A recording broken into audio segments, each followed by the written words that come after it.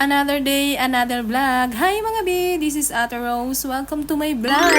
Dahil Tuesday nga ngayon at day off natin ay magluluto tayo ng ating cravings today. Wow! Dalawang putahe nga yung lulutuin natin ngayon. So bumili ako ng isang buong manok at pinahiwa ko nga siya sa 6. Hinugasan ko na nga siya hanggang sa luminaw yung kanyang tubig.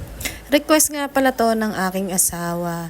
Hala sige, pagbigyan. Yung binibilan nga namin ng mga karne ay medyo malinis na nga kaya hindi na kami masyadong nahihirapan na maglinis ng mga karne na binili sa kanila. Hinihiwaan ko nga yan para manuot yung lasa sa loob pag minarinate natin. Gusto nga daw niya ng piniritong manok na binabad sa kalamansi na may toyo. Pag ganito nga ang luto ay yung 3 rice mo ay magiging 6. Tinimplahan ko na nga yan ng pampalasa at maraming paminta.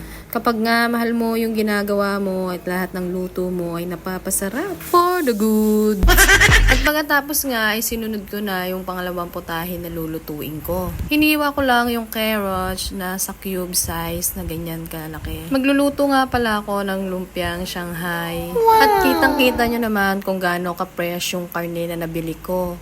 Pork kasim nga yung binili ko para mas malambot yung karne. Mas maraming kenchay, mas masarap, mas mabango. Pinagsama-sama ko na nga sila at ako na ang magigiling niyan gamit ang food chopper namin. Karne ko nga ay sa halagang 150 ay marami na. Kapag nga marami ang nilagay mong sibuyas, mas marami, mas masarap, mas malasa. Tapos nga ay sinunod ko na rin itong mga bawang. Diyos ko, mga bi, hindi ko alam kung bakit yung bawang na yung hinihiwa ko, dun ako napaluha. At pagkatapos ko nga dyan ay naisip ko na magsaing na muna. Para nga habang naluluto yung ulam ay naluluto na rin yung kanin. For the good. Di ko na nga pinakita kung paano ko giniling itong karne sa chopper namin. Ko mga bi, baka may stress lang kayo. Dahan-dahan ko nga binabasag at nilalagay yung itlog. Baka kasi ma-surprise ako. Yung iba kasi may nagtitinda na bulok na yung laman ng itlog nila. At pagkatapos ko nga ilagay yung ibang sangkap ay minekos-mekos ko na nga yan. Wala man kung anong okasyon sa amin no my birthday. Gusto ko lang magluto ng Shanghai kasi nagkikrib ako dito. At pa nga lang kami ay tinuruan na kami na magluto.